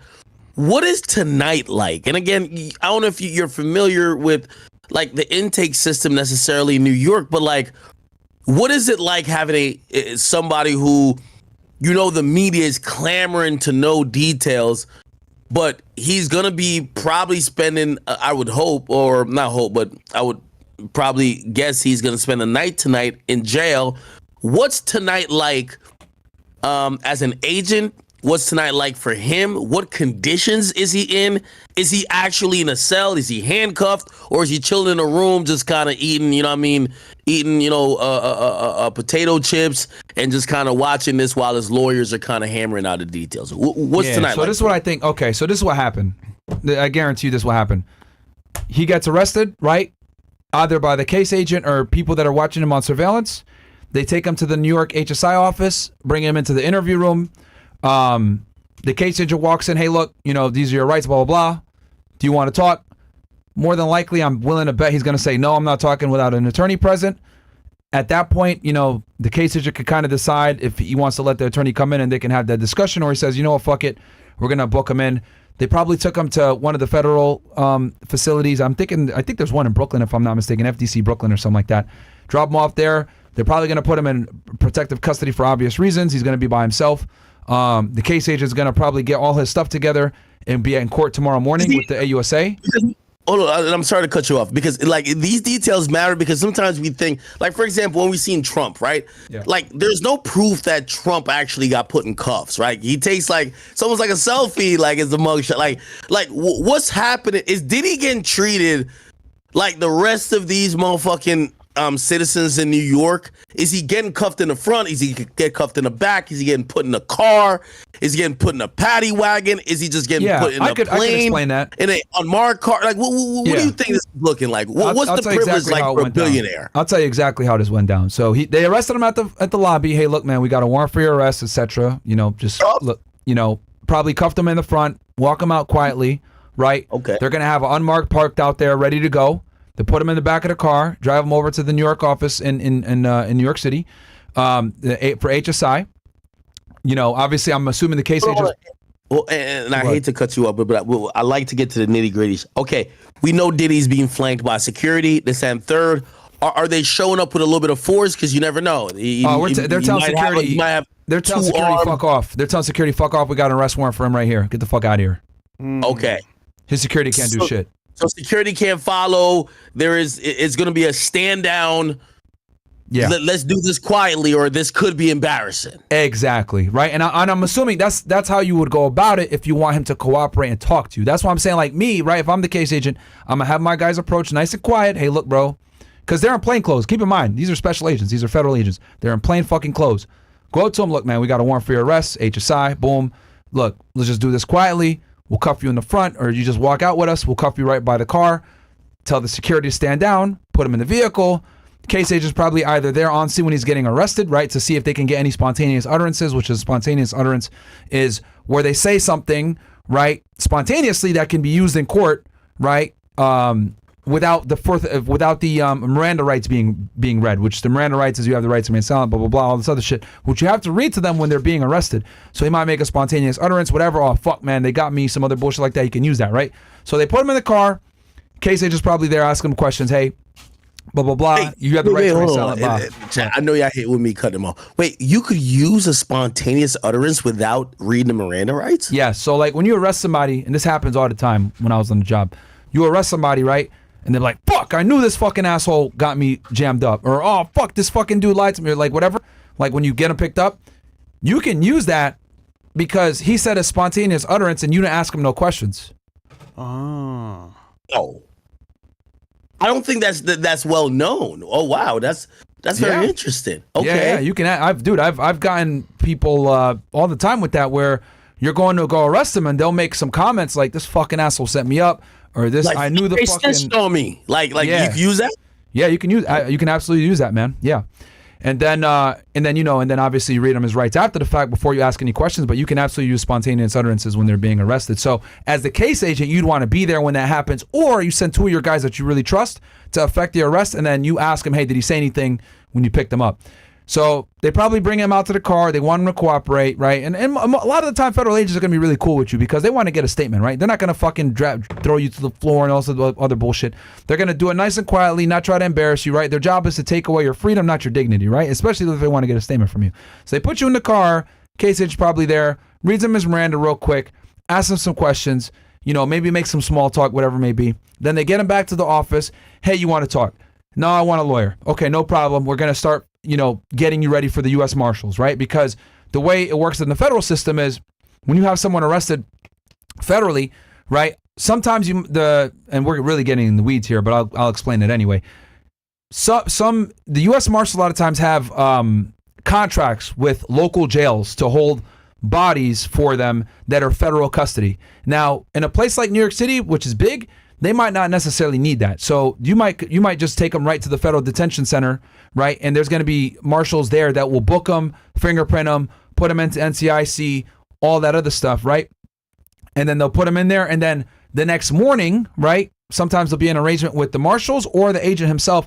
You got to go pick them up and then take them to court in front of the magistrate. But in this case, a big city like that, more than likely, they probably have a streamlined system. The marshals probably bring them to the courthouse for you, and then you're just there for the initial appearance. Okay. Two questions. Oh, go ahead, Fresh. Real quick. So our guy is here, David Green. He's a real estate expert. So we're thinking about buying Diddy's mansion. It's for sale right now, bro. It's on the market right now for sale, brother. What you want, nigga? You want to buy this house or not? Well, okay, all right. I gotta get like a notepad, like Myron, because you just brought up another point, which I think is a great point to bring up. So, by the way, there was an erroneous lawsuit filed, and even there was a, what do you call it again? It was it was an order that was actually signed by a judge. Basically, it was like an injunctive order, like basically. Saying that, hey, his properties are subject to maybe the worth of what he has that could be the subject of a civil suit, and some inmate, which I think this is bullshit, but this inmate filed two things. He filed a lawsuit against Diddy, which, by the way, he got a do you guys know what I'm talking about or not? Because I could bring it up. I'm not familiar with this. Yes, so an inmate got a default judgment, right, of $100 million in Michigan. Some random inmate. So He got $100 million judgment in Michigan. Obviously, now his lawyer, like I guess his lawyers didn't know about it. Somehow they finessed it where they convinced the court that it was served properly. Diddy never heard of it. Now Diddy's lawyers saying they're gonna, contest it. But not only did they get the default judgment, which obviously Diddy's lawyers are gonna go to vacate, they went to go get like an injunctive order from that judge to say his property, the Homely Hills one that he's trying to sell for like 60 or 70 million, cannot be sold because that will be the subject of compensation, barring the result of this case, which the guy already got a judgment for, which is $100 million. So basically saying until further proceedings, they wanted the judge to block that sale or any potential sale. I'm not familiar with that. I know you said you had two questions though from before. I know Fresh literally detracted from what you were trying to ask. What was the two questions you were asking? Yeah, I should have wrote it down. Because I was describing to you how the marshals take the guy into, how the feds would pick him up, try to get an interview, drop him off to the marshals, and then you said you had two questions, and Fresh totally derailed everything by that fucking comment. But he's asking a good question too. But okay, so you bet random ass real estate question. What the hell? Thanks, Akademiks. Nothing to do with the marshals, My boy. This guy, man.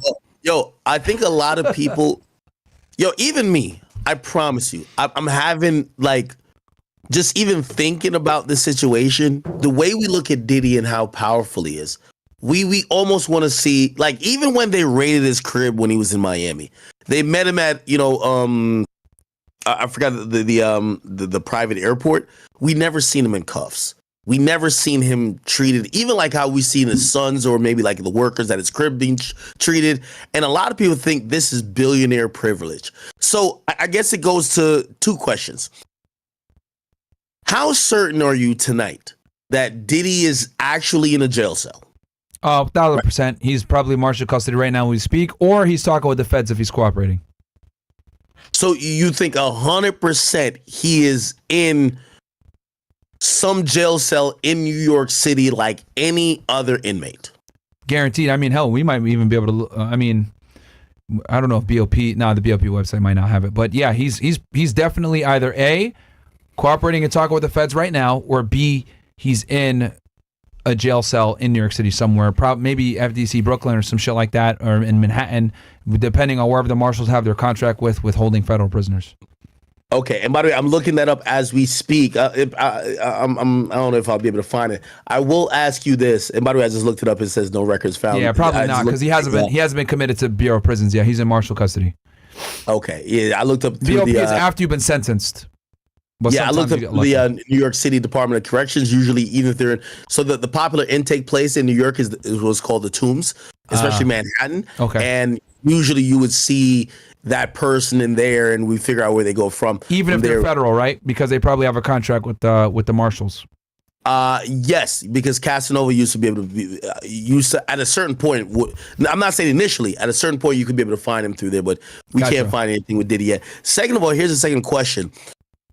You spoke about how the arrest probably went down. Now, you being an agent and kind of like mapping out these things, Diddy's obviously cooperating to a certain extent. He comes to a New York City high rise. What level of force do you go in with? Very little. Because the level of force we saw in Miami and even LA, it looked like they were ready for, and obviously they defended that. We seen Diddy's baby mama said, "Hey, why'd you need all that? Why'd you have the gun to, my son's head or this and third?" And basically they said, "Well, we hear there's a lot of weapons, and we had to whatever." In this situation, you're planning the arrest. How much force are you going in with? Little to none. And the reason why is because if you want them to cooperate and talk to you, you can't go in and fuck them up and expect them to talk to you. So for the arrest, you're gonna go in very very quietly, very covertly, especially someone like this that has a public image. You don't want to embarrass them. You want to kind of like, hey, man, we're going to do you solid. We're not going to cuff you up in front of everybody, right? Maybe they did. Who knows? It depends on how the interaction went. But if I'm the case agent and I want to get cooperation, I'm not going to go in there and arrest the guy crazy, because that could really mess things up. Now, as far as the search warrant goes, because you said that they went and used. So, okay, let me explain this so people kind of understand. When you're conducting a search warrant, right? And you're looking for evidence of a crime in a house, right?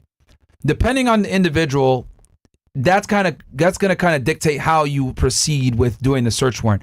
Now, when you're doing a search warrant, the number one thing that you need to do is you need to clear the house first. Then you get agents in there to actually search, right? So first you got to do the sweep, make sure there's nobody in there. Anybody that is in there, you zip time, get them the hell out the house, make sure it's completely safe. Then you bring the agents in that are a part of the investigative team to do it. But the people that are going to go in and clear the house is, in this case, it was the SRT, Special Response Team, right? That's their SWAT team. So if I'm the case agent, I'm not going to do I prefer to let the SRT handle it, clear the house, especially a big structure like that, make sure it's safe. Then I send the guys in my group that are helping me with this investigation and know what to look for. Then they go in and start searching it. So it's two different teams of agents kind of that are dealing with the search warrant. So first is the clearing from the tactical side. Once that's done, then you get the actual agents that are involved in the case and have a stake in the case to go in and actually search. So, that's just kind of how search warrants are done, right? And then if you know that the individual might have guns in the house, there's going to be certain people there, whatever it may be, you're going to actually, you're going to operate with a certain level of, carefulness to make sure that no one's hurt. But after it's clear, you're good to go. So that's what ends up happening. It's always where you want to use a strong use of force to kind of like disincentivize anyone to do anything stupid. If you go in there with the SRT team, they're going to be like, oh yeah, fuck that. I'm not going to fight these guys.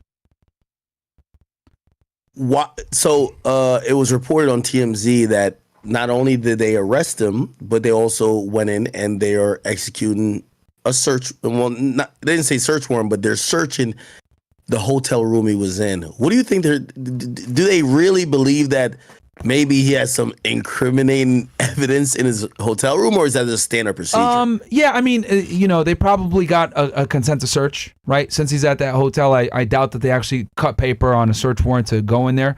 They probably said, hey, look, man, up in your room, do you need anything that you need to get with you, personal belongings, whatever? He might have said, yeah, I do. They escort him up there. Maybe they ask him, hey, do you mind if we search, make sure it's safe, like no one's in here hiding? And they could go ahead and do a search. So, I'm assuming it's a consent to search or search incident to arrest, bringing him up there to get any belongings you might want. Wow. So in the morning, this indictment is going to be, it'll be unsealed, and we'll see exactly what he's looking at. I predict it's going to be sex trafficking with racketeering, but they can add other stuff. We'll see what happens. Is it a possibility that he gets out tomorrow? Yeah. I think it's a possibility. I think him and his legal team have planned for this. I think that's why they've been cooperating with the feds. Actually, as a matter of fact, I'll take it a step further. I think that's why he's even in New York right now. We know that he spends most of his time in Miami. His main home is here. So I think a whole part of him even being in New York in the first place was he knew that these charges were going to come down. There was probably some type of communication between the AUSA and his defense team, and he said, I'm going to make it easier for y'all. I'm here, and this is all to lead up to this arrest so that he can go ahead and argue in court and say, look, I've been nothing but cooperative. The feds have known where I was the whole time. My legal team has been in close communication with the United States Attorney's Office. I am not a flight risk. I'm not a danger to society. I want to be out on bond fighting this case, and I think he's going to have a good chance of getting bond. All right. So two things. I'll give you guys an update if you guys don't know. So one of his, I'll call her a girlfriend. I'll be nice today. Young Miami, Carisha.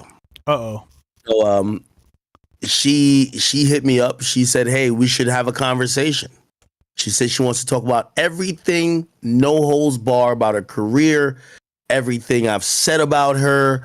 I've had a lot of commentary about what I thought about her music career and maybe some sacrifices that she made for her music career because she wanted to be in a relationship with a guy who could be seen as a sugar daddy, right? City girls. Mm-hmm.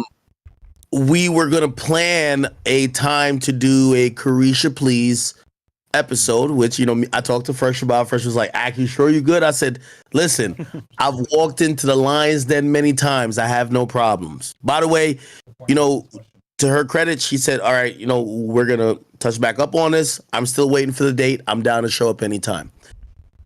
She did do an interview, though, or did do a episode of her show where, you know, she did it with her homosexual best friend, Saucy Santana, and he asked her some questions about this whole thing. And what she basically said was, "Hey, listen, I don't know too much of anything, blah, blah, blah, this and third. However, there is a huge overlap with her and Diddy in the last, I want to say 3 years, to be generous. Is it possible that maybe this indictment comes out and is just all legacy things that has nothing to do with anything that happened in the last couple of years? Or do you think they still try to tie at least some recent stuff into what he was doing in terms of his behavior? Yeah, I could definitely answer that. Real quick, I just want to tell my audience this. Guys, we're going to switch on over to Twitch, so come on over to Twitch, twitch.tv/Fresh and Fit Podcast. We're going to go on Twitch. We're on YouTube right now and Rumble, but come on over to Twitch, guys, if you're watching on YouTube. We'll drop the link in there. We're going to switch right now, but I'll answer this question. So the question is, are there going to be recent events with potentially Young Miami or any other co-conspirators or any other witnesses in this indictment?